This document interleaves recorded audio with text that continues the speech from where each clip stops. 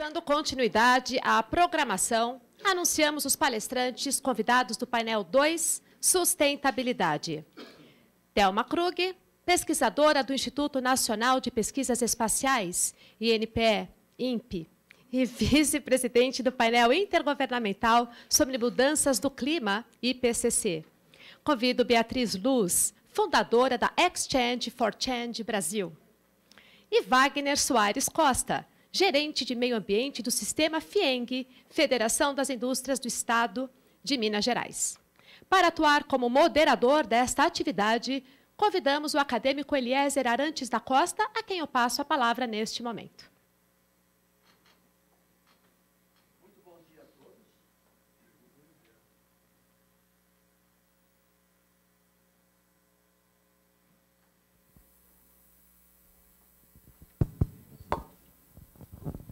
Repetindo, muito bom dia a todos. É muita responsabilidade para mim coordenar esse painel. É um assunto no qual todos nós nos interessamos muito. É uma matéria de jornal, em parte, revistas, mas o assunto que afeta ou afetará ou afetou todos nós e nossas organizações e cada vez mais. Nós vamos começar ouvindo a palavra da nossa convidada Thelma Krug, senhora Thelma Krug, que apresentará o tema As Questões Climáticas e o Brasil. Por favor. Obrigada. Bom, diferentemente do Cláudio, eu vou me permitir ficar aqui embaixo, porque eu tenho certeza que eu vou cair. Então, para evitar isso, eu já fico aqui. E peço desculpas por estar praticamente de costa aqui aos acadêmicos, né? Então, primeiramente, eu gostaria muito de agradecer o honroso convite que a ABQ me fez para participar desse painel de sustentabilidade aqui com o Eliezer e falar sobre o tema de mudanças climáticas de Brasil. Eu até prefiro dizer que o tema vai ser muito de mudança do clima e Brasil. E, para fazer isso, eu vou me apoiar muito no material, em alguns resultados, né, que foram divulgados no último relatório de avaliação do painel intergovernamental sobre mudança do clima, o IPCC, que é o órgão internacional com a liderança nas questões de avaliação de todos os aspectos relacionados à mudança do clima, né? Aspectos relacionados à base física da mudança do clima, aspectos relacionados a impactos, vulnerabilidade, adaptação à mudança do clima, mitigação da mudança do clima, aspectos socioeconômicos e assim por diante, né? E, na minha apresentação, depois apresento alguns resultados que depois espero ter a oportunidade de poder comentar um pouquinho melhor sobre o Brasil. Então, começando a minha apresentação, o IPCC, na verdade, ele é um órgão científico, né? Se baseia no conhecimento científico existente, ele faz uma compilação disso, de tempos em tempos. O último relatório tinha 7.500 páginas, né? Então, pegando o gancho do Cláudio, eu ainda estou aprendendo, né? Porque é impossível você assimilar esse material. E, quando eu conseguir ler essas 7.500 páginas, deverá sair um novo conjunto em 2023, com mais 7.500 páginas. E assim é legal, porque a gente vai estudando, e o conhecimento, a gente espera, né, esteja sendo acumulado, né, se eu não estiver caducando ao longo desse período. Mas não tem problema. Meus netos, certamente, espero que sigam a trilha, né? Então, os resultados, então, que o IPCC apresenta, e sempre dentro de uma certa confiança, alguns resultados são com alguma confiança maior, outros com confiança menor, alguns quantitativos, outros qualitativos. Mas o IPCC, ele diz o seguinte, quer dizer, ele diz que o aquecimento do sistema climático como um todo é inequívoco. E por que ele diz isso? Ele diz isso porque a atmosfera e o oceano se aqueceram, as quantidades de neve e gelo diminuíram, o nível do mar subiu, as concentrações de gases de efeito estufa na atmosfera aumentaram, né? E vários outros indicadores de mudanças poderiam ser utilizados. Eu vou me apegar mais, por causa do tempo, à questão da temperatura como um indicador da mudança do clima, né? Então, existe essa relação muito direta entre emissões de gases de efeito estufa, a concentração desses gases de efeito estufa na atmosfera e o aumento e o aquecimento global, vamos assim dizer, o aumento da temperatura.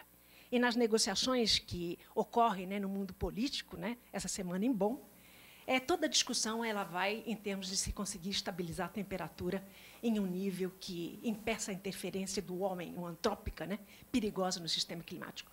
Infelizmente, não dá muito tempo para a gente elaborar sobre isso. Mas eu vou apresentar alguns slides, né? Me desculpe se eu tiver que apontar, eu vou apontar neste aqui da minha direita. Então, esse slide que vocês estão vendo aqui, ele se refere a anomalias da temperatura média global, e tanto da superfície, ou seja, continental e oceânica, né? E essas anomalias, essas são temperaturas médias globais, né? Desde 1850 até 2012, que foi quando terminou o último relatório, né, em termos de coleta de dados científicos. E essas anomalias elas se referem à temperatura média global de 1961 a 1990.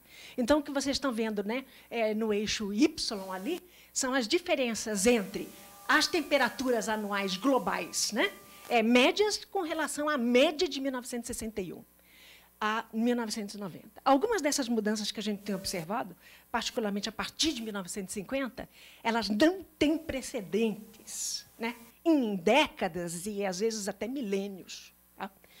Então, você percebe bem aqui, nos últimos 50 anos, essas anomalias da temperatura para o lado positivo, né, aumentando. Num outro indicador, você vai ter aqui as mudanças no nível médio do mar. O que você vê em diferentes cores, na verdade, se referem à coleta de dados independentes, ou seja, coleta de dados independentes, produção de dados por diferentes instituições, inclusive, né, nessa rabeirinha, infelizmente não dá para ver muito bem, essa rabeirinha em preto, ela na verdade, é um dado de altímetro a bordo de satélites, ou seja, os satélites hoje estão dando informações de concentração de CO2, de outros gases de efeito estufa, são extremamente relevantes. Então, não é só coleta de dados direta em campo, não é? Mas os satélites estão sendo utilizados aqui também. Aqui, as concentrações de gases de efeito estufa, infelizmente, o slide que eu tinha anteriormente, ele vinha de um zero até antes da era pré-industrial. E onde você via essas concentrações, aqui 3 gases, né? O dióxido de carbono, que é o gás de efeito estufa de natureza antrópica mais importante, por vários aspectos, ele é complicado. O metano e o óxido nitroso, né? Então, sem entrar muito em detalhes, antes da era industrial, você via que a concentração desses 3 gases ela estava estabilizada em algum ponto. Tanto que essa estabilização para o CO2 ela começava aqui em 280 partes por milhão. Partes por milhão implica o quanto que você tem de moléculas desse CO2 por 1 milhão, vamos assim dizer, de moléculas de ar seco, né? Hoje, nós estamos em 403. Ou seja, é uma coisa preocupante demais. Metano e óxido nitroso estão em partes por bilhão, mas eles também têm um poder de aquecimento maior do que o CO2, de tempo de permanência na atmosfera também diferenciado. Eu gosto desse slide porque ele mostra, né, onde é que está o problema, né? Esse slide ele mostra as emissões, ele mostra essas emissões anuais de gás de efeito estufa globais, tá? De 1850 até 2012, e é onde a gente percebe que, então, a grande contribuição nas emissões totais aqui de CO2, elas estão associadas ao setor de energia. E uma parte por produção de cimento, mas é uma parte pequena. O setor de energia se eu puder dizer, sem ofender, é o grande vilão dessa história. Uma parte menor, menos significativa, eu diria, como vou mostrar no próximo slide, aproximadamente 25%, é conferida aqui para o setor de florestas, mudança de uso da terra, com uma contribuição, aqui vocês veem que tem um declínio aqui. Esse declínio já foi um dado que resulta da grande diminuição que nós tivemos do desmatamento na Amazônia e a grande geração de florestamento e reflorestamento pela China. Então, já refletiu nos dados até 2012. Talvez agora suba um pouquinho. Mas, aqui, a gente faz uma discriminação, né, por setor dessas emissões anuais. Aqui, de 2010, não muda muito. Então, você vê, 35% praticamente do setor de energia, 21% de indústria, transporte 14%, o setor de construção com 6,4%. Se você somar isso, dá aquele cinza de 75%, mais ou menos. E agricultura, florestas e outros usos da terra, 24%, onde florestas hoje têm uma contribuição de aproximadamente 9% a 10%. Ou seja, a agricultura passou o problema do desmatamento. Bom, esses dados que eu apresentei para vocês, eles são dados de observações, né? Observações diretas, por satélite, testemunhos do gelo são uma fonte impressionante de dados também que nos remetem ao passado, para entender como é que era a atmosfera no passado. Mas a preocupação é, e o futuro? Como é que o futuro vai se desenvolver ou pode se desenvolver? E, dependendo do futuro, quais seriam os potenciais riscos de impactos, tanto para o sistema natural quanto para o sistema humano?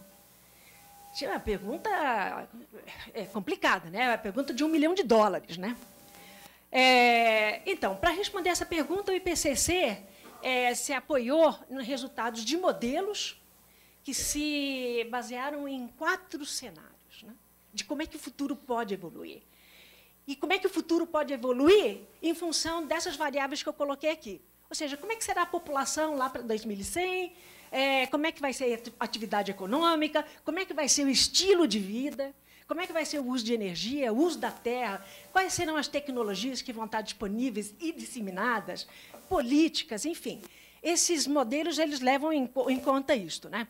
Então, eu vou me ater a 2 modelos, a 2 resultados aqui, 2 cenários. Desculpem.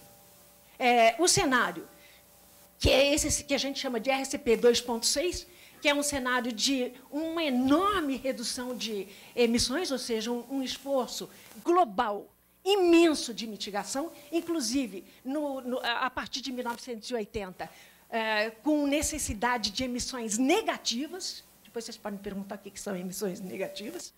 E um outro cenário, que é o cenário aqui de cima, que a gente chama de cenário business as usual. Ou seja, você tem, em função do caminho, da tomada de decisão, dentro do, vamos assim dizer, das oportunidades que nós vamos ter. Ou seja, nós estamos aqui nesse ponto, né? Ou seja, praticamente já passamos desse ponto. Aqui são observações, aqui já passamos desse ponto, aqui já era o passado. Então, você tem pontos de decisão que vão levar a um mundo que pode ser mais resiliente à mudança do clima e, portanto, com menor risco de impactos adversos, né? Ou você pode ir para um mundo menos resiliente à mudança do clima e aonde aí os impactos serão correspondentemente maiores. Esses espaços de decisão que são, porque a mudança do clima é um problema global, ela tem que ser tomada globalmente, não adianta ser tomada individualmente. E por isso que existe a Convenção do Clima, que vamos ver como é que vai ser. Enfim, os caminhos que nós formos trilhar definirão o tipo de mundo. E aí, se nós estamos num painel de vulnerabilidade, é claro que esses caminhos, né, possíveis caminhos de futuro, certamente impactarão e poderão impactar grandemente a sustentabilidade ambiental, econômica, social e assim por diante, né? Ou seja, bom, vamos lá. Aqui nessa tabela, que eu não vou entrar em detalhes, ela está até pequena, mas eu chamo a atenção, por exemplo, no seguinte, né? Ou seja, se nós formos trilhar aquele cenário de RCP 2.6 com grande mitigação, nesse período de 2081 a 2100, espera-se que você tenha, em relação ao que nós já temos hoje. Hoje nós temos 0,61, não vou entrar em detalhes, mas vamos tomar esse número de 0,61.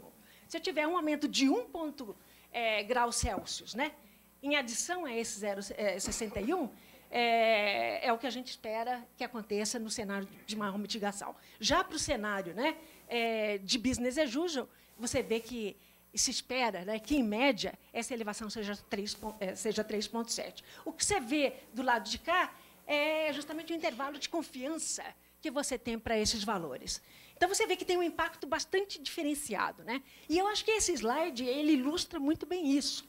Esse slide também vem do IPCC, e o IPCC demonstrou preocupação, né, com 5 elementos. O primeiro era com as espécies únicas e ameaçadas. O segundo, com a questão de eventos extremos, com a distribuição dos impactos, que não será uniforme, com os impactos globais agregados e eventos singulares de larga escala.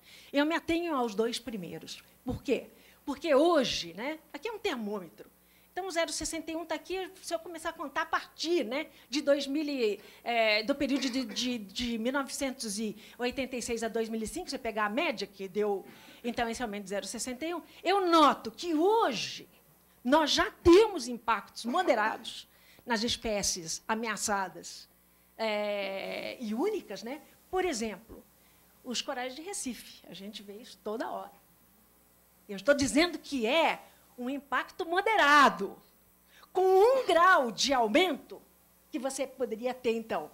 Com esse cenário de grande mitigação, você já poderá ter aqui o que a gente chamaria de altos impactos. Esses impactos podem se exacerbar, inclusive, com a extinção de espécies, né? E a questão de eventos extremos, que também muita gente faz essa relação, né? E o que está acontecendo? Né? Ciclones tropicais, essas secas, essas inundações, você já nota hoje, né, que você tem, com a temperatura atual, já aqui um impacto moderado também, né? Então, eu não vou entrar em detalhes porque não dá o tempo, né? Já estamos chamando a atenção aqui que não acabou, mas está quase. Então, este diagrama levou muitos negociadores, né, a tomarem uma decisão no Acordo de Paris. Mas é este entendimento de quais serão os possíveis riscos de impactos.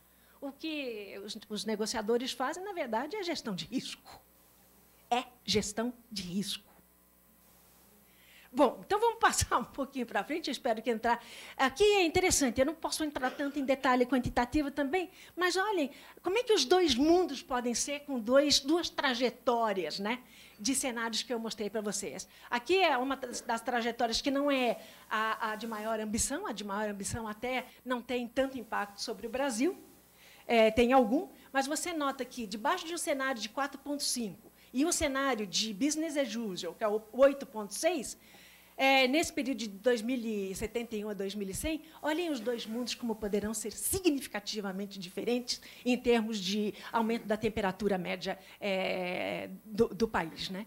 E a questão também das mudanças nos padrões de precipitação, afetando, por exemplo, algumas regiões do Brasil podendo ter mais chuvas, como a região do Sul, né, onde está representada aqui por azul, né? Onde é que eu estou? Estou mais por aqui, e outras áreas com um padrão de precipitação diferenciado também. Ou seja, a questão da mudança do clima ela vai afetar o país, o Brasil, de forma diferente nas diferentes regiões. E, no mundo, alguns países serão mais vulneráveis do que outros. E hoje há grita, né, pelos países insulares de que qualquer aumento hoje já vai comprometer a própria existência dessas ilhas, né?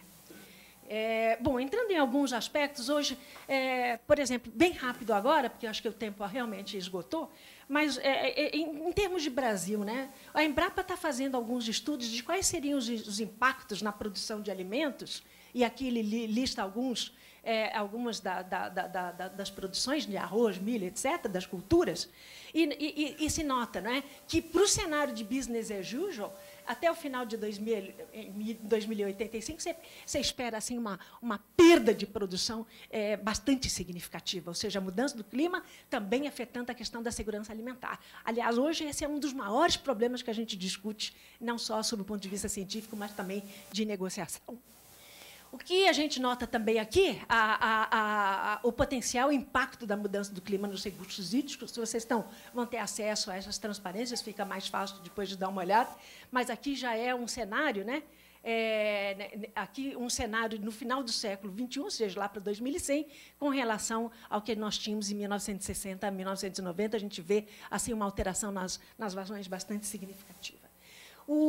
Aqui, agora, passo bem rápido, eu tenho 3 slides só para mostrar, que é a questão, isso aqui são dados também sobre o Brasil, né? Quer dizer, o IPCC, em alguns cenários, ele diz a mudança do clima ela deve ter uma consequência. Nós vamos ter um número de dias mais quentes e noites mais quentes, um número maior, né, de dias mais quentes e noites mais quentes, e um número menor, não é, de dias mais frios e noites mais frias também.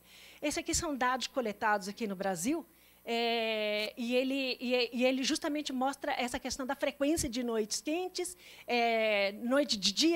frequência de dias quentes, onde você percebe já essa tendência de alteração. Se não houvesse, você teria uma linha reta ali, né? Ou seja, você já tem uma tendência. Isso se deve à mudança do clima? Esse é um problema de atribuição que vai levar mais uma palestra de 2 horas, né?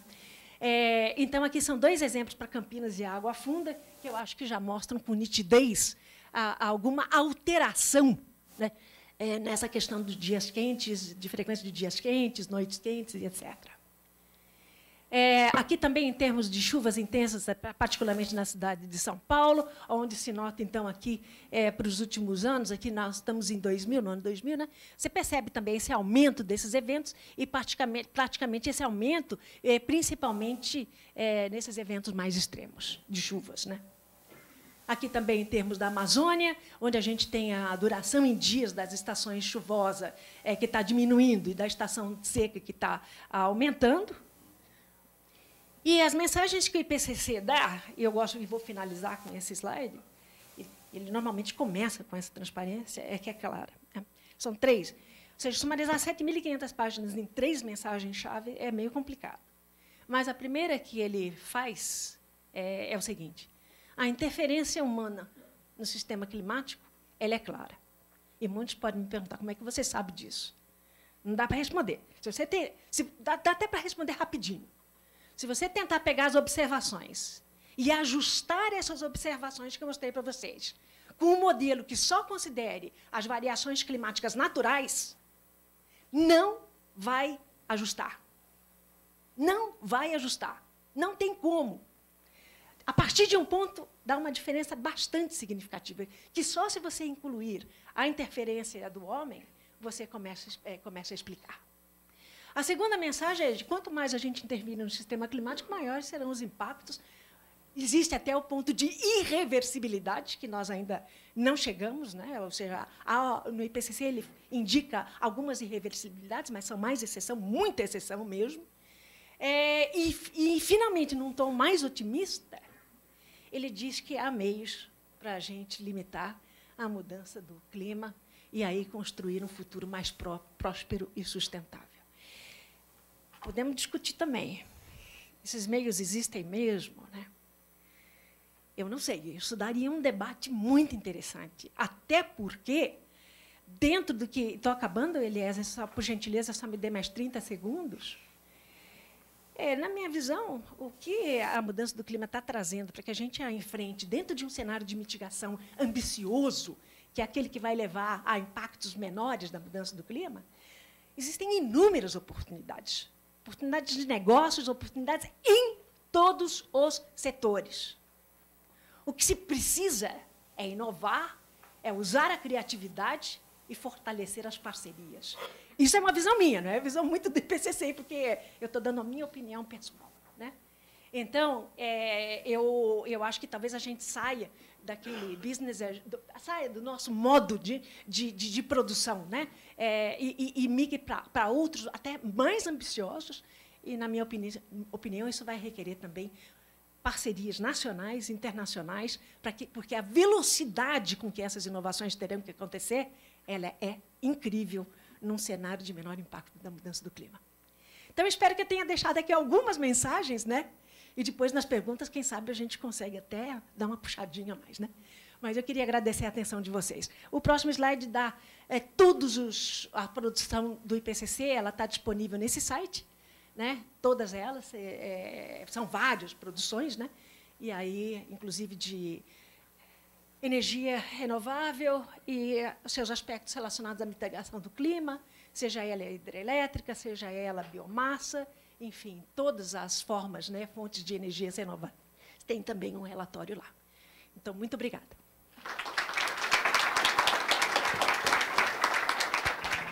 Muito bem, muito bem. Queremos agradecer a Thelma, posso chamar a Thelma? A Thelma. A professora Thelma, brilhante apresentação, mais sustos para todos nós.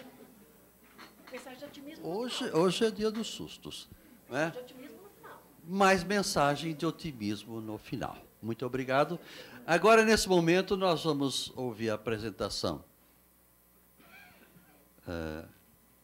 da senhora Beatriz Luz, que é fundadora da Exchange for Change Brasil, para apresentar a sua palestra Economia Circular versus Economia Linear. O que será isto? O que será isto?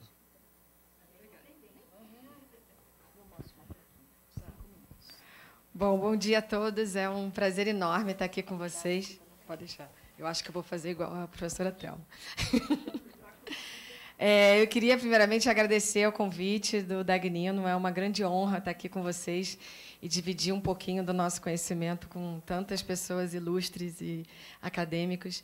E eu acho que essa manhã a gente já aprendeu muito de que é necessário uma mudança, né? No setor industrial, nos modelos de educação. Evidências estão aí que a professora Thelma mostrou.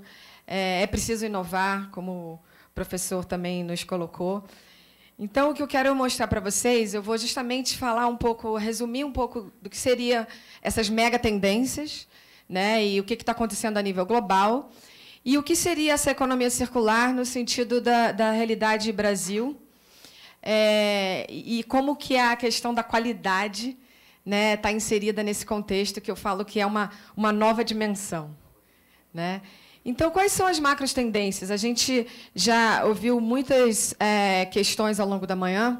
A primeira delas é que a população está crescendo, né? A estimativa que foi dada de 9 bilhões já chega a 12 bilhões em 2050, 2100.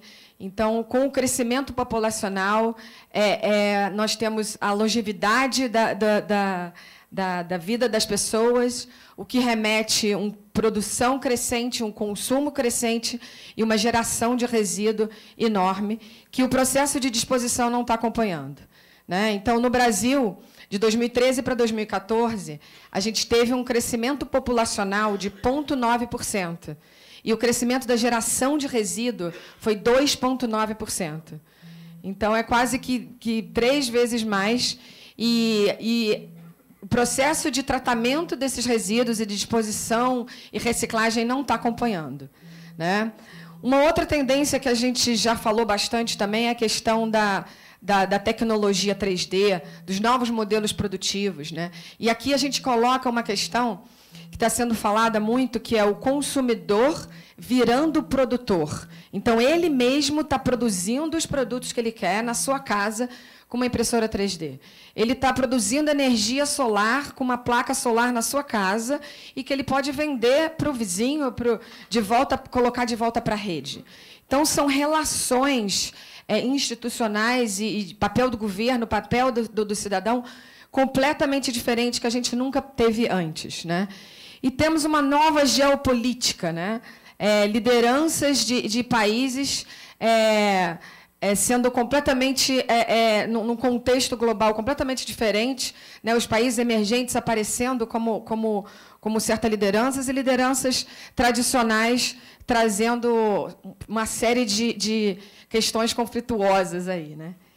E, além disso, ficou muito pequeno aqui, mas é só para mostrar o que acontece na internet, na nossa realidade atual, em 60 segundos.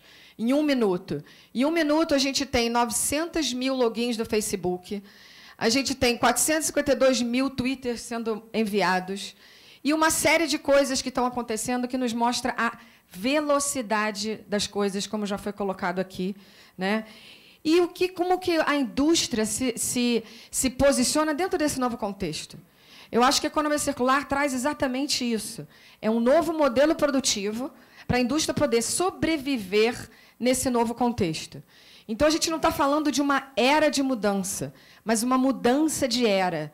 E o que é uma mudança de era? É quando uma série de acontecimentos começam a convergir a novos padrões, a novas relações pessoais, nova relação de produção e consumo. Então, isso é uma nova era. Então, nessa nova era, a relação produtor-consumidor tem que mudar, né? A relação de valor, a relação de qualidade. E muitas coisas devem ser questionadas pela indústria para saber, eu vou conseguir sobreviver a essa nova era? Né? Então, o que é essa economia circular? Né? Eu trouxe aqui alguns contextos sendo colocados pela indústria. Né? ING é um banco holandês que falou que, numa discussão global, né, toda discussão de sustentabilidade econômica, industrial, tomou um novo curso, né, um novo rumo, que é o rumo da economia circular. A Circular Economy é uma empresa holandesa que a gente faz um trabalho colaborativo com eles para trazer, né, a professora Thelma falou de necessidade da colaboração internacional, para a gente realmente aprender e trazer de uma forma mais rápida para o Brasil. E eles têm essa colocação que eu acho muito interessante. Né? A economia circular, ela fala com a identidade da indústria, né? Ela se comunica com o setor produtivo de uma forma muito... colocando a realidade, né, da estrutura da situação do cenário global. E ela fala que são novos modelos de negócio para que você seja a prova do futuro, a prova dessa nova realidade. Né? E o World Economic Forum já coloca, né, que essa transformação, esse novo modelo econômico, pode gerar, né, benefícios econômicos na ordem de 4,5 trilhões até 2030. Né? Já temos uma política pública na Europa sendo discutida. É o que eles chamam de Circular Economy Package. Né? E que tem duas vertentes. A primeira é o que fazer com os resíduos. Então, eles colocam uma meta de 70% dos resíduos pós-consumo têm que ser reciclados. Né? Mas a questão do resíduo é uma questão que é um passivo da economia linear. Então, se eu estou produzindo e consumindo e não estou pensando o que vai acontecer com aquilo, eu estou gerando aquele resíduo. Então, eu tenho que, na verdade, não gerar esse passivo. E a economia circular, ela provoca um pensamento do modelo produtivo. Foi colocado anteriormente, né, o papel das indústrias de base, né, a metalurgia, né, os polímeros, e qual vai ser o papel, qual vai ser a participação delas nessa nova economia que cresce desconectada da exploração dos recursos naturais. Tem um caso de uma mineradora canadense chamada Teck, que ela era a maior mineradora do Canadá. E ela virou a maior recicladora de resíduos eletroeletrônicos no Canadá. Porque ela viu que tinha valor ali naqueles resíduos e que ela poderia aplicar a habilidade, o conhecimento e a capacidade dela de uma outra forma. Então, isso é que já foi colocado também como novos modelos de negócio. Então, a completa adaptação, novos indicadores para você sobreviver a essa nova realidade. Né? Existe, na União Europeia, uma nova estratégia para redirecionar o setor plástico. Aqui, esse estudo mostrou que, de todas as embalagens plásticas que estão no mercado atualmente, apenas 50% podem ser recicladas. Por quê? Porque elas não foram desenhadas e desenvolvidas pensando na reciclagem. Além disso, 20% poderiam ser utilizadas como refil, como você reutilizar as embalagens para não gerar aquele resíduo. E 30% dos produtos que estão no mercado atualmente precisam de uma completa transformação e redesign. Então, não adianta só a gente olhar para o resíduo, vamos reciclar. Esse estudo de economia circular para o setor plástico colocou, se a gente quer aumentar a taxa de reciclagem, a gente tem que parar de pensar em tecnologias de reciclagem e pensar no design de produto, porque o produto já tem que nascer de forma a que não gere resíduo. E é isso uma das bases da economia circular. E aqui eu trago um slide cheio de relatórios, só para a gente sentir como tem várias indústrias, várias organizações governamentais, grandes consultorias, tipo Accenture, Ernst Young, Business Consulting Group, estudando essa nova economia. E eu estava outro dia num evento que colocaram um fator muito interessante. Se todas essas consultorias, Business Consulting Group, estão começando a estudar, é porque o negócio é sério. Então, a gente precisa reavaliar esse novo cenário macroeconômico e repensar o crescimento. Né?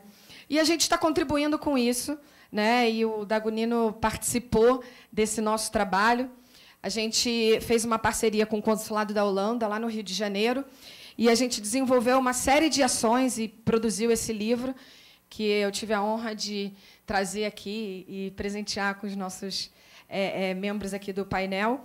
O consulado fez questão de pedir para eu trazer uma cópia aqui para vocês.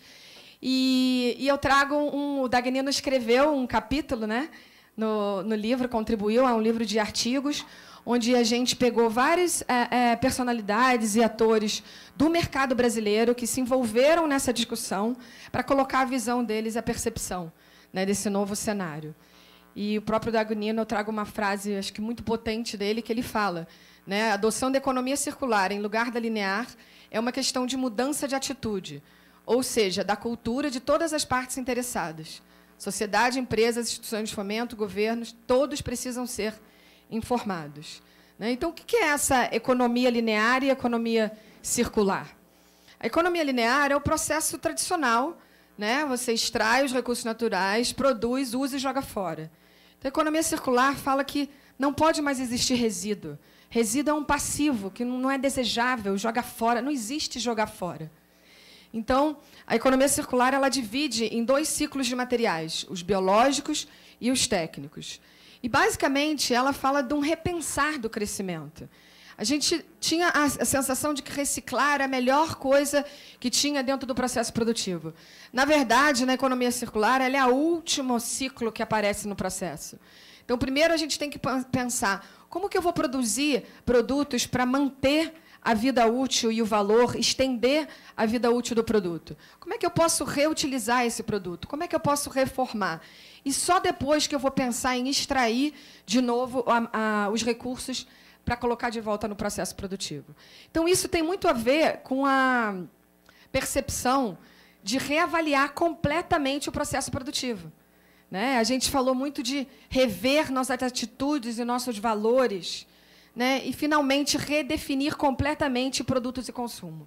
Então, essa é a nova realidade, é a realidade da economia circular, que prega totalmente essa mudança de mindset, mudança de cultura, para fazer com que os negócios sejam sobreviventes nessa nova realidade. Né? E aí, para fazer um resumo, para a gente entender, tá, então, quais são os grandes mitos? Né? Então, a economia circular vem para solucionar todos os problemas dessa nova da economia atual? Não, ela não soluciona problema. Ela muda completamente o sistema produtivo de consumo e evita o problema. Ela não é só reciclagem ou valorização de resíduo. Ela faz um redesign do produto e pensa na modularidade, pensa na durabilidade. Então, a indústria tem que repensar a forma de que estão colocando o produto no mercado. Porque a visão da obsolescência programada, de fazer um produto para quebrar e o consumidor voltar para você, isso não está acontecendo mais. Então, a indústria mesmo já está percebendo que, diante de um cenário altamente competitivo, o consumidor insatisfeito vai para outra empresa, não vai voltar para você. Então, você tem que criar outras formas de você se relacionar com o seu consumidor e gerar fidelidade. Não é ser só eficiente ou ser mais verde. São novos modelos de negócio. Porque ser mais eficiente ou produzir mais com menos, a gente só está retardando o processo de extinção dos recursos naturais. E não é também só pensar no social, nas atividades do entorno da minha fábrica. A economia circular ela gera benefício social, como foi colocado pela Doroteia. Né? Não é questão de, eu vou produzir diferente, eu vou perder emprego aqui. Eu vou gerar outros empregos. A remanufatura cresce de forma exponencial, tanto nos Estados Unidos quanto na Europa, gerando muitos empregos, mas requer um novo mindset, um novo papel da indústria, para dar a qualidade do produto também remanufaturado. Né? Então, esses são os novos modelos de negócio da economia circular. E a gente produziu esse infográfico no trabalho que a gente fez com a Firjan para mostrar como que esses novos modelos de negócio podem influenciar e contribuir para os desafios da indústria brasileira. Né? Isso tudo está no livro, que vocês podem também baixar gratuitamente, tem o PDF, eu posso mandar para vocês. E está muito interessante o compilado de informação e de percepção que a gente traz. Né? Então, o processo de transição ele requer, que eu gostei muito dos primeiros debates, né? Educação. Primeiro você tem que educar, você tem que entender, para depois implementar e depois a gente demonstrar os resultados para ser utilizado, então, no ciclo novamente. E é esse o modelo que a gente aplica. E eu trago, então, essa avaliação, né?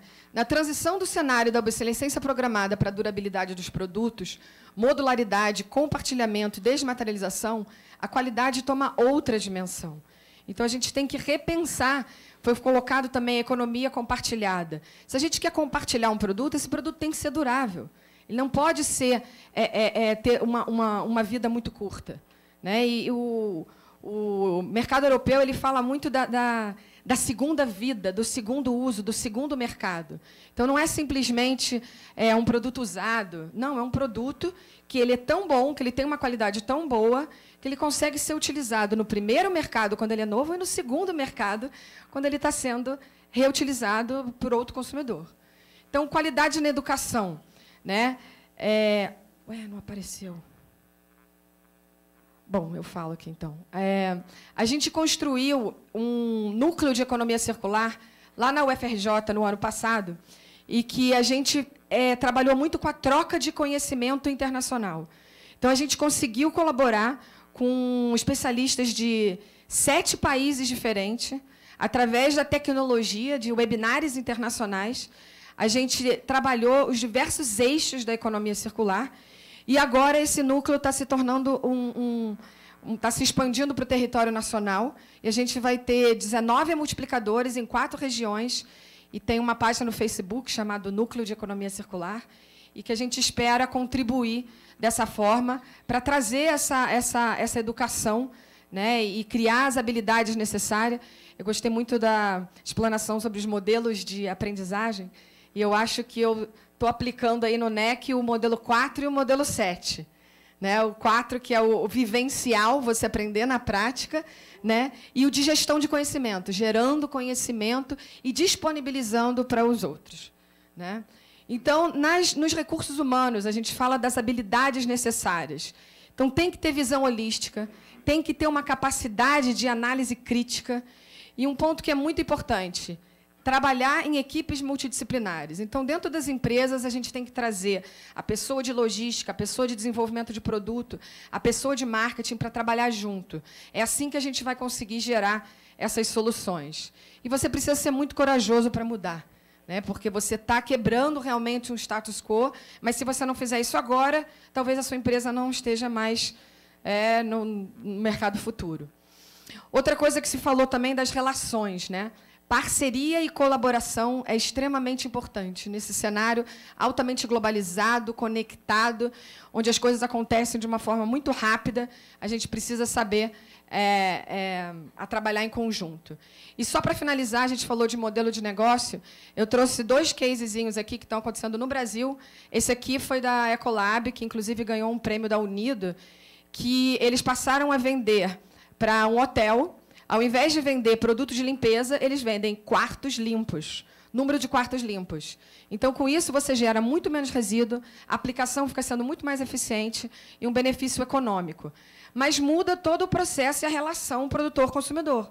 Então, você precisa, como o professor colocou, novos indicadores, novas formas de contabilizar o resultado, né, e um novo pensamento comercial. A Brastemp também fez um purificador de água que é vendido como serviço. Então, você paga mensal, e ela criou, dentro desse contexto, um programa de fidelização para atrair os seus clientes e manter essa fidelidade. Então, basicamente, o processo de transição ocorre através da consciência de todos os atores da sociedade, de que esse modelo restaurador faz sentido economicamente e vai trazer a sobrevivência da empresa. Né?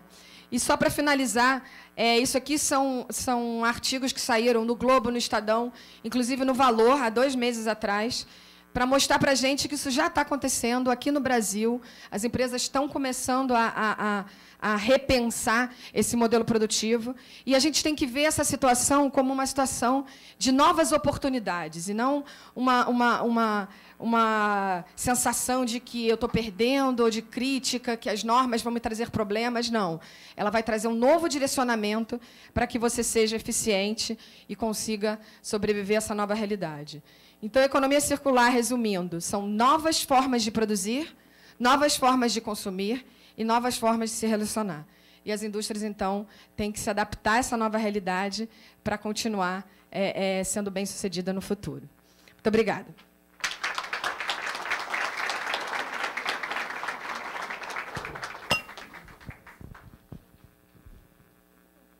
Beatriz, muito obrigado pela sua brilhante apresentação. Aprendemos muito. Vamos agora passar a palavra ao relato do caso real Economia Circular em Distritos Industriais, uma metodologia e execução em Minas Gerais, gentilmente trazido pelo convidado Wagner Soares da Costa, que, embora sendo da Costa, não é meu parente explícito, que eu também sou da Costa. Wagner, seja bem-vindo. Obrigado, bom dia a todos. Mas eu acho que Soares temos muitos, da Costa também muitos. Eu só não gosto que me chamem de da Costa, porque eu não gosto de dar Costa para ninguém, vocês me desculpem aí essa falta de condições de trabalho, né? Mas é interessante que a gente pode estar hoje aqui, professor e aluno, dando uma palestra para vocês, que o que nós vamos apresentar aqui, a introdução em Minas Gerais, foi por culpa e graça da Beatriz, né? Foi nossa colaboradora lá. Foi em 2009, a Beatriz nos procurou lá, através da Embaixada da Inglaterra, né, do estado da Inglaterra lá, trazendo a simbiose industrial, a fala da simbiose industrial, e que a gente colocou o nome lá de Programa Mineiro de Simbiose Industrial. Então, com isso, nós começamos a trabalhar com simbiose industrial, de uma forma muito aleatória, fazendo regionalmente, convocando indústrias para trocar ideias, fazer uma economia colaborativa entre elas, era forma muito aleatória. E a gente, então, com o advento da economia circular, nós fomos migrando para a economia circular, de modo que hoje a gente está trabalhando com os distritos industriais dentro da economia circular. Os resultados do PMSI que nos encorajaram muito, nós começamos a trabalhar com 760 empresas e deu todo esse resultado aí, que para nós foi muito promissor, né? E aí, com base nisso, nós começamos a imaginar o seguinte: eu preciso ter, como nós fazíamos aleatoriamente, nós começamos a entender o seguinte: nós precisamos ter uma base territorial. Como é que eu faço uma base territorial? Nós podíamos fazer essa base territorial a partir do zero, planejando empresas que fossem sequenciais de necessidades de um para outro, um gerando matéria-prima e insumo para outra, ou nós podíamos tentar aproveitar o distrito industrial já existente. Como nós poderíamos utilizar aquela massa produtiva que estava instalada, de tal forma que elas pudessem trabalhar numa economia colaborativa. Então, nós pensamos no distrito industrial e nas suas áreas de influência, né? E aí a gente coloca dessa forma, e vocês viram que a ideia principal é a mudança do produto final, e como Minas Gerais nós não temos muita indústria de produto final para o consumidor, nós começamos a pensar de que forma nós poderíamos trabalhar. Aí, aproveitando aqui, nós começamos a trabalhar em termos do processo produtivo, otimizar o processo produtivo das empresas. Então, nós começamos a pensar que matérias-primas processadas, elas têm resíduos, elas têm recursos não utilizáveis ou subutilizáveis, e, nesse ponto, quem tem resíduo, quem tem recurso subutilizado, nós começamos a fazer a economia colaborativa dentro dela. Porque o nosso pensamento é, no futuro, a gente fazer a migração para o desenho do produto. Que os produtos que eu tenho aqui, como é que eu já discuti a matéria-prima e o uso dele na formação dos produtos, e aí depois a gente entra com a ideia de que preciso redesenhar o seu produto para aproveitar matéria-prima ou insumos que eram resíduos ou recursos subutilizados no futuro. Então, nosso pensamento é iniciar por aqui e migrar para cá no futuro. Bom, e aí a gente coloca sempre essa questão. eu chegando numa empresa como essa, ou num distrito industrial, eu vou começar por onde? Eu não tenho por onde começar. Eu vou começar pela cultura e pela competência, porque eu posso ter, ao mesmo tempo, em todas as empresas, trabalhar com o desenho do produto, o ciclo reverso dos produtos, e vou trabalhar com, principalmente, novos modelos de negócio. Mudar a cabeça, mudar o pensamento. Então, essa é a nossa ideia para o projeto. Então, primeira parte que a gente está chamando de sensibilização, a gente chega lá, reúne as indústrias e começa a trabalhar a cabeça dos dirigentes para que eles possam entender o que nós vamos conversar. Depois a gente começa a frequentar as indústrias, olhar os processos produtivos, trabalhar com essas análises das possíveis sinergias.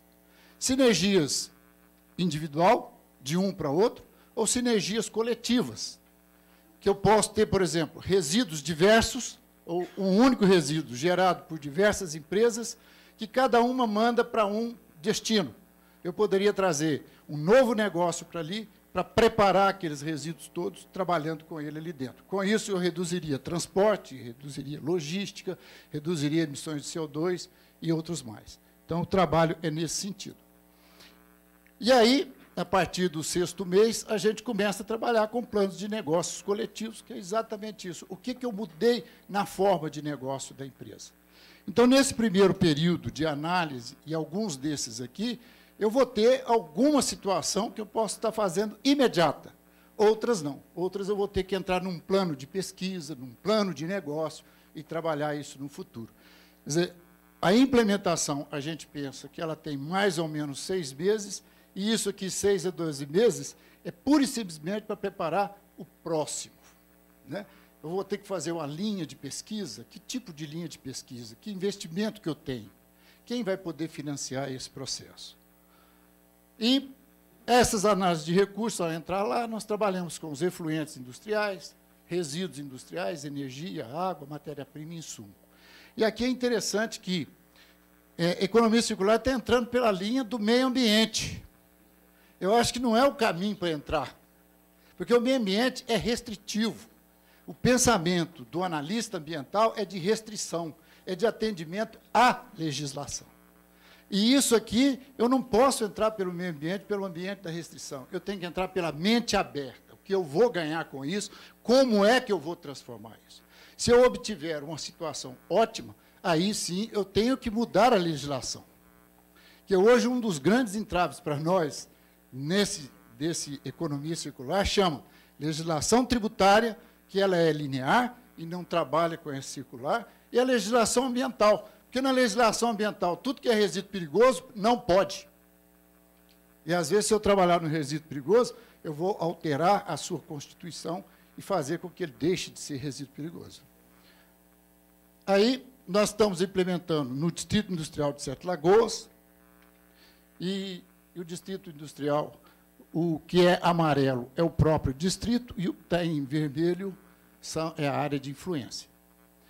Então, nós temos lá tipologias diversas, e o importante é ter tipologias diversas, porque aí eu tenho maior oportunidade de sinergias. Né?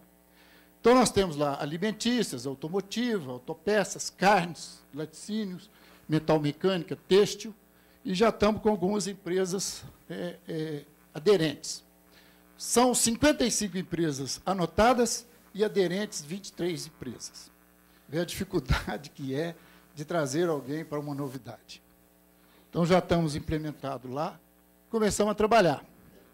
Frequentamos as unidades, olhamos o processo produtivo, fazemos os levantamentos necessários e fazemos uma matriz, gerador, provável, receptor. E vamos fazendo esse trabalho do gerador e o provável receptor. Então, nos planos de negócios, é construção de cenários e arranjos de proposições das oportunidades de negócio, atração de empresas prestadoras de serviços para o distrito industrial, destinação ou prestação de serviços coletivos das indústrias do distrito e sinergias consolidadas de imediata negociação e estudos aplicados e utilização dos recursos futuros. Então, a gente já tem algumas situações ali. Em azul, são os receptores e em vermelho os geradores. Então, eu tenho... Aqui está água sem tratamento, mas não, é água não potável. É água não potável. Então, eu tenho um gerador de água não potável e eu tenho 4 possíveis receptores. Já está em início lá, um dos receptores que está a menos de 1 quilômetro aqui, né? Já está pensando em buscar, já está com uma adutora em construção para estar puxando essa água sem tratamento, não potável. E ele vai fazer um tratamento para adequar à necessidade dele aqui. Madeira. Toda indústria gera uma madeira, né? Não tem jeito. Tem sempre lá um pallet para você fazer. E a gente está percebendo lá, tem isso tudo aqui que usa pallets e madeiras, e eu tenho 4,5, né, um que é gerador e receptor, de madeira para poder fazer energia. Então, nós estamos trabalhando isso lá. Provavelmente, no futuro, a gente pode encontrar aqui alguém que possa manipular essa madeira e colocar ela diretamente no padrão da necessidade de cada um desses consumidores. Posso ter um preparador disso. Bagaço de malte, né? Eu tenho um gerador, aliás, tenho um receptor, e estou com um gerador lá, né? Uma sinergia para fabricação de ração. Ali eu tenho uma fábrica de ração e tenho um gerador de bagaço lá nesse processo. Então, nós estamos associados com a universidade local para fazer... O primeiro pensamento nosso foi colocar os alunos para fazer aquele trabalho de graduação, fazer os levantamentos, os estudos econômicos, e a gente pretende fazer essa produção de artigos científicos, trabalho de conclusão de curso, estudos aplicados e difundir isso através da experiência que nós estamos gerando lá nesse processo. As oportunidades que nós pensamos é uma economia compartilhada, e isso aqui nós temos colocado bastante para eles lá, é o seguinte, olha, a entrada é o meio ambiente, mas o mote é econômico. Se não for para ganhar dinheiro, não conversa com a gente, né? A ideia é essa. Produtos como serviço, extensão da vida útil, resíduo como recurso e uma indústria renovável, né? Trabalhar com energia renovável. Então, era isso. Eu acho que eu fiquei exatamente no meu tempo aqui. Esse é o mal de ser engenheiro, viu, gente? Obrigado.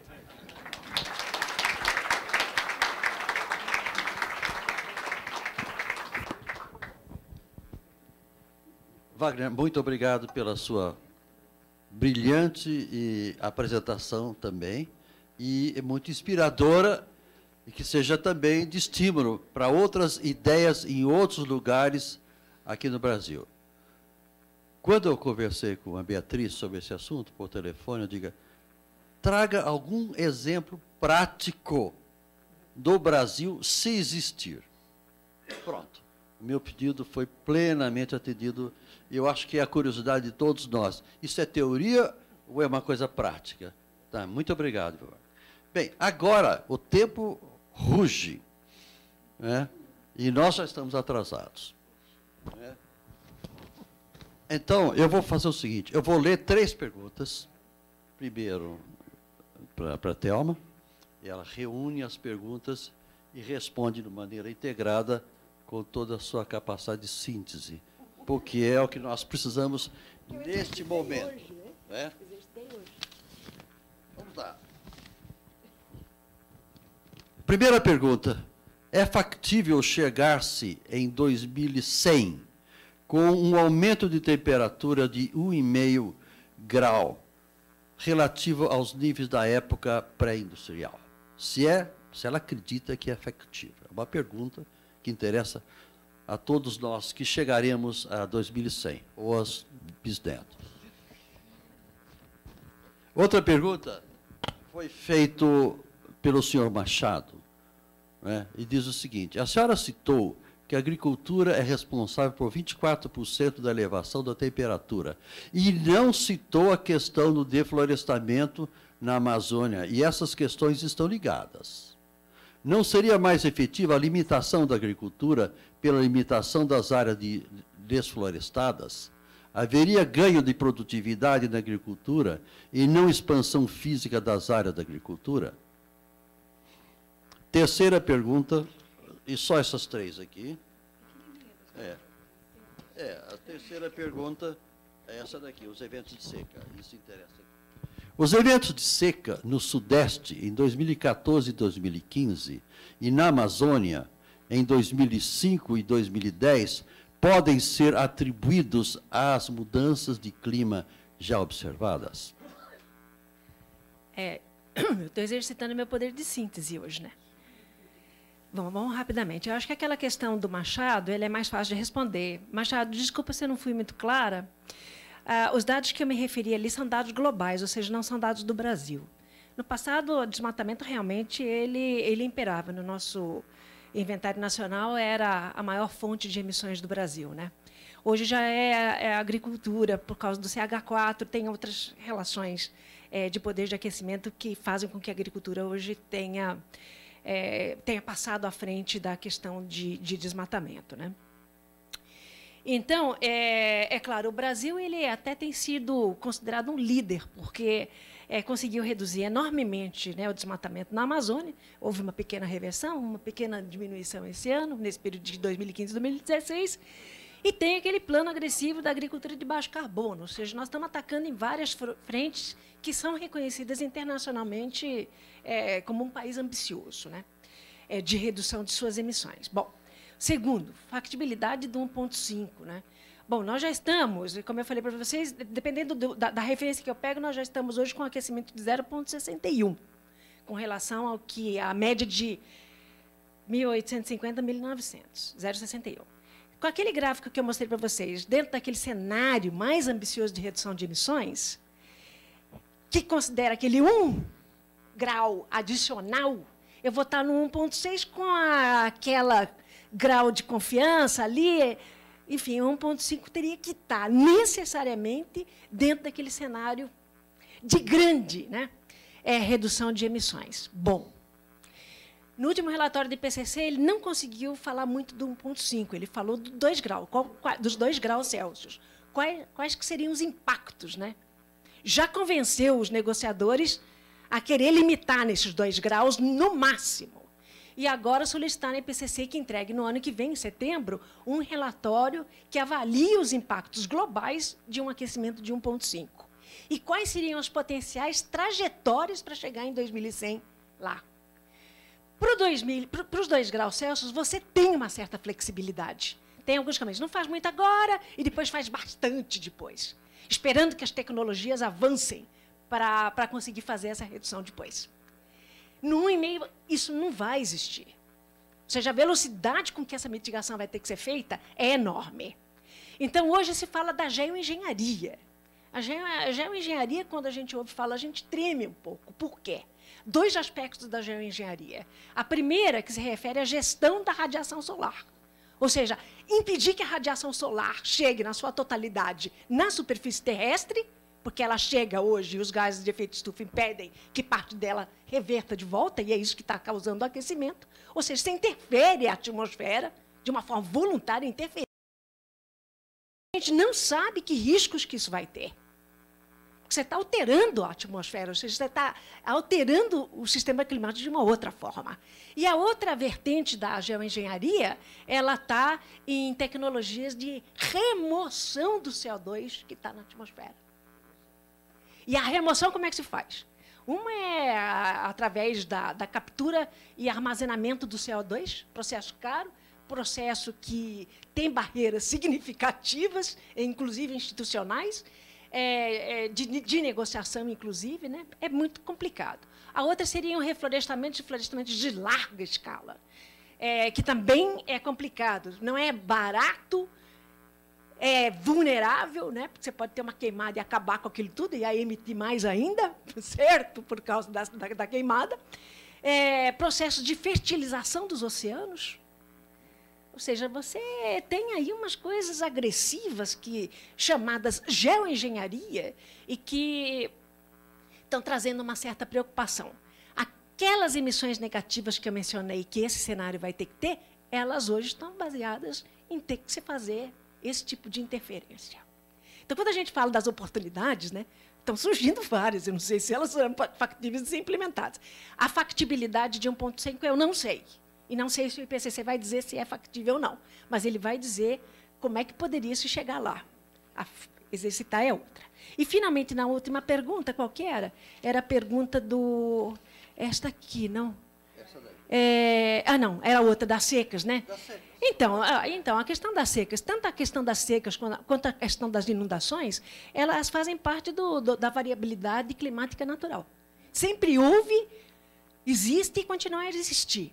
Né? O que existe hoje, em termos da seca, vamos supor, há 100 anos atrás, vamos supor que eu tivesse um déficit de chuva. Diminuiu 50% das chuvas. E vamos supor que hoje eu tivesse esse mesmo déficit de 50% de chuva. Seria a mesma coisa? Não seria a mesma coisa. Por quê? Porque hoje nós já estamos num mundo que tem um aquecimento médio global de aproximadamente 1 grau. Eu estou dizendo que a gente está já chegando num grau, dependendo do teu ponto de referência. Então, por conta desse aquecimento, você tem uma evaporação. Então, o déficit de chuva pode ser o mesmo, mas o déficit de água que chega no solo é maior. Então, não se atribui diretamente à mudança do clima esse problema, mas é uma das consequências do aquecimento global. Ou seja, as coisas se somam. Elas não são isoladas. A atribuição é o problema mais difícil que a gente tem.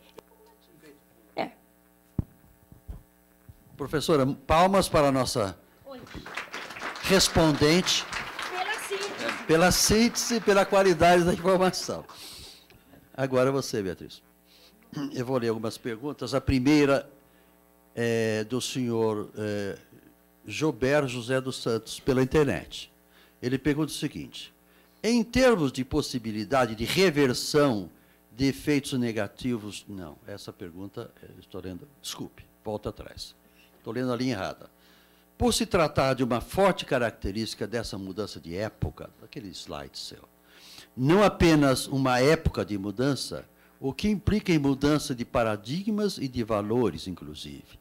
De que maneira a formação acadêmica e a educação em geral deviam se adequar a essa nova visão da economia circular? Essa é uma pergunta.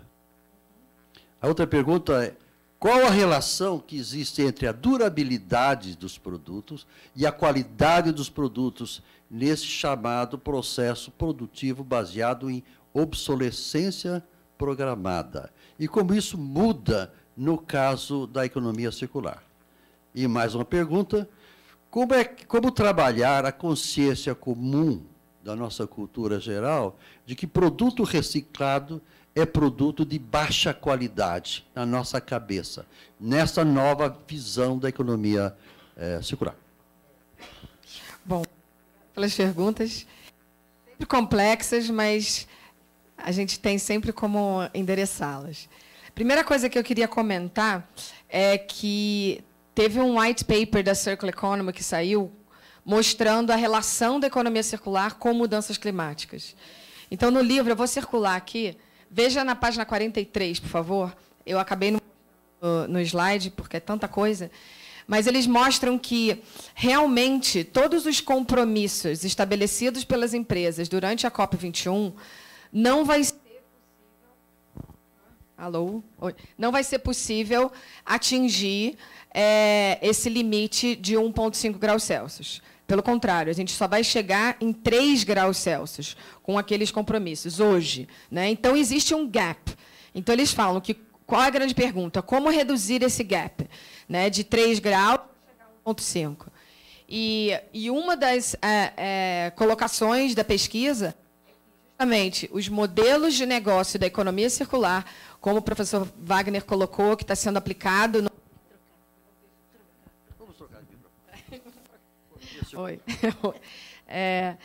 Esses modelos de negócio da economia circular vão contribuir para manter um crescimento produtivo, porque a gente não vai parar, a indústria não vai parar, a gente não vai parar de comprar, mas, como eu falei, vai produzir de maneira diferente, vai consumir de maneira diferente, e uma economia que é mais restauradora e que gera menos impacto. Consequentemente, essas emissões negativas aí que a senhora colocou. Então, é interessante fazer essa comparação. Em relação à educação, a gente está observando também que existem a tecnologia nos proporciona com acesso a informação muito rápida, né? E de diversos países. Então, a gente tem muitos cursos online.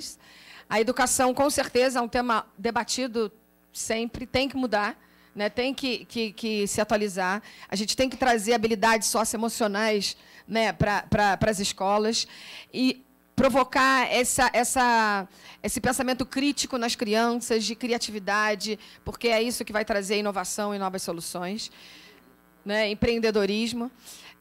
Então, a pergunta foi como que eu me adapto se a indústria ainda está pedindo as habilidades tradicionais, né?